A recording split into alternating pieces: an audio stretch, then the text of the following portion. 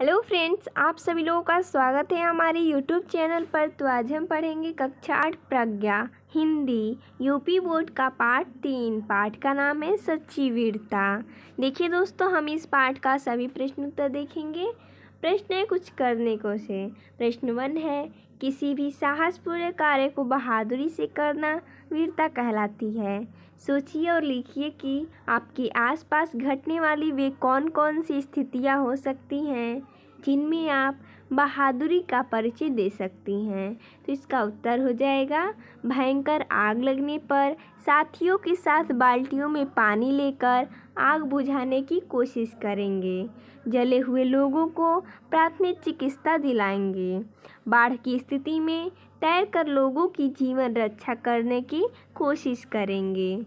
अगला प्रश्न है विचार और कल्पना से। प्रश्न नंबर 1 है, वीर पुरुष की तुलना बरसने वाले बादलों से और कायर पुरुष की तुलना गरजने वाले बादल से क्यों की गई है। इसका उत्तर हो जाएगा, क्योंकि वीर पुरुष बरसने वाले बादल होते हैं जो मूसलाधार वर्षा करते हैं, अर्थात सभी का कल्याण करते हैं, और कायर पुरुष करते कुछ नहीं, सिर्फ भाषण देते हैं, अर्थात गरजते हैं।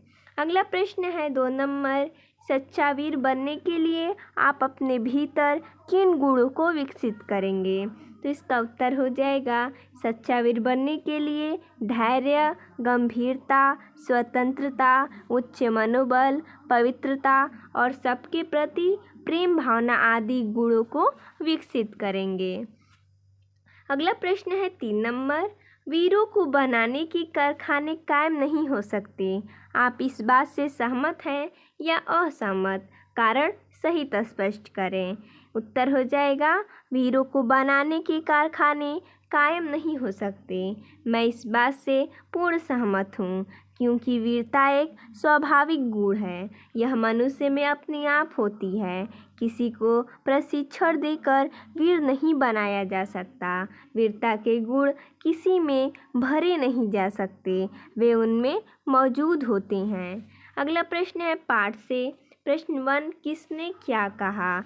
कोष्टक में दिए गए नामों से चुनकर वाक्य के सामने लिखिए। देखिए, हमने यहाँ पर लिखा है, कोष्टक में है महाराजा रणजीत सिंह, मंसूर, नेपोलियन, बादशाह। इसमें बताना है कि किसने क्या कहा। पहला है अनलहक, अब्राहम सिंह। ये क्या कहा, मतलब किसने कहा, क्या कहा, तुम मंसूर ने। आगे मैं तुमको अभी जान से मार डालूंगा, ये किसने कहा, बादशाह ने। अटक के पार जाओ, ये महाराणा रणजीत सिंह ने। अगला दिया है कि अल्पस्य है ही नहीं, ये नेपोलियन ने कहा। अगला प्रश्न है, लेखक के अनुसार दुनिया किस पर खड़ी है। विकल्प दिया गया, धन और दौलत पर, ज्ञान और पांडित्य पर, हिंसा और अत्याचार पर, धर्म और अटल आध्यात्मिक नियमों पर। तो इसका सही विकल्प हो जाएगा धर्म और अटल आध्यात्मिक नियमों पर। अगला प्रश्न है 3 नंबर, अपने अंदर की वीरता को जगाने के लिए हमें क्या करना चाहिए। उपयुक्त कथन पर सही का चिन्ह लगाइए। इसमें दिया है कि हथियारों को एकत्र करना चाहिए, वाद विवाद करना चाहिए, सच्चाई की चट्टान पर दृढ़ता से खड़ा होना चाहिए, झूठी बातें करनी चाहिए। तो इसका सही विकल्प हो जाएगा, सच्चाई की चट्टान पर दृढ़ता से खड़ा होना चाहिए। अगला प्रश्न है 4 नंबर, सच्चे वीर पुरुष में कौन कौन से गुण होते हैं। तो इसका उत्तर हो जाएगा, सच्चे वीर पुरुष में धैर्य, गंभीरता, स्वाभिमान, साहस आदि गुण होते हैं। उनमें उच्च मनोबल, पवित्रता और सबके प्रति प्रेम की भावना होती है। अगला प्रश्न है, बादशाह द्वारा जान से मारने की धमकी देने पर गुलाम ने क्यों कहा। इसका उत्तर हो जाएगा, गुलाम ने फांसी पर चढ़ जाने और बादशाह का तिरस्कार करने की बात कही। यानी कि इसमें कहा है कि बादशाह द्वारा जान से मारने की धमकी देने पर गुलाम ने क्या कहा। तो इसका उत्तर हो जाएगा, गुलाम ने फांसी पर चढ़ जाने और बादशाह का तिरस्कार करने की बात कही। अगला है, शरीर पर जरा जोर से हाथ लगाने पर लोग डर के मारे अधमरे क्यों हो जाते हैं? तो इसका उत्तर हो जाएगा, लोग शरीर को जीवन का केंद्र समझते हैं। इस कारण शरीर रक्षा के निमित्त लोग डर के मारे अधमरे हो जाते हैं। अगला प्रश्न है, लेखक ने वीरों को देवदार के वृक्षों के समान क्यों कहा है? तो इसका उत्तर हो जाएगा, वीर पुरुष देवदार की तरह स्वयं पैदा होते हैं और अपने सहारे मजबूत बनकर दूसरे के काम आते हैं। अर्थात वीर पुरुष भी देवदार की तरह बहुत उपयोगी होते हैं। अगला प्रश्न है, भाषा की बात से प्रश्न नंबर 1 है, निम्नलिखित मुहावरों का अर्थ लिखते हुए इनका वाक्य में प्रयोग कीजिए। इसमें मुहावरा दिया है, डर से अधमरा होना, छाती ठोककर आगे बढ़ना, रास्ता साफ होना, रंग चढ़ना, दिल को बांध देना। देखिए हमने यहाँ पर इसका अर्थ तथा इसका वाक्य प्रयोग भी लिखा है। डर से अधमरा होना यानी कि अधिक डर जाना, इसका वाक्य प्रयोग हो जाएगा, सांप को सामने देखकर सीमा डर के मारे अधमरी हो गई। आगे छाती ठोककर आगे बढ़ना यानी कि हिम्मत दिखाना, इसका वाक्य हो जाएगा, आतंकवादी को भागता देखकर सुरक्षाकर्मी छाती ठोककर आगे बढ़ा। आगे रास्ता साफ होना यानी कि रुकावट न होना, इसका हो जाएगा वाक्य, रास्ता साफ हो जाने पर रेलगाड़ियाँ लंबा चक्कर छोड़कर अपने नियत पथ पर चलने लगी। आगे है रंग चढ़ना यानी कि असर होना, इसका वाक्य प्रयोग हो जाएगा, वीर पुरुष को देखकर वीरता का रंग चढ़ना स्वाभाविक है।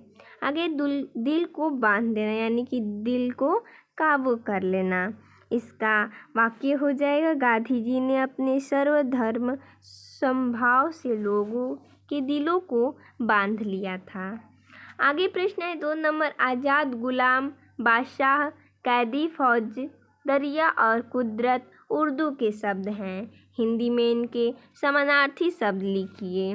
तो हमने यहाँ पर लिखा है, आज़ाद यानी स्वतंत्र, गुलाम का सेवक, बादशाह का राजा, कैदी का बंदी, फौज का सेना, दरिया का नदी और कुदरत का प्रकृति।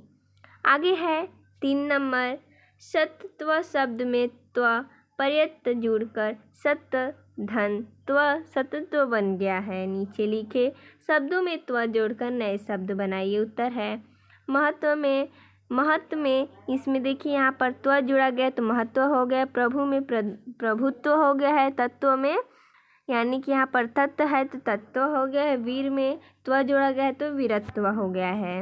अगला प्रश्न है, विलोम या निषेध के अर्थ में कुछ शब्दों के पूर्व अ या अन जुड़ जाता है, जैसे संभव से असंभव और अनावश्यक से अनावश्यक शब्द बनता है। अन का प्रयोग उस समय होता है जब शब्द के आरंभ में कोई स्वर हो।